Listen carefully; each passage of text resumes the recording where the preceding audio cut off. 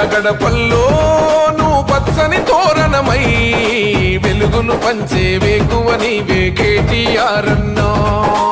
ఆకలి కడుపులకు ఆసరవే నువ్వై ఆపద తీర్చే గంటై నిలిచే ధైర్యం నువ్వన్నా. నువ్వు నిండు పున్నమి వెలుగా నిరుపేదల పెద్ద కొడుకా. నువ్వు సమత మమతల పిలుపా సాగే ఉద్యమకే కా. వేదన తీర్చిన వెలుగే నీవన్నా అన్నా రామన్నా.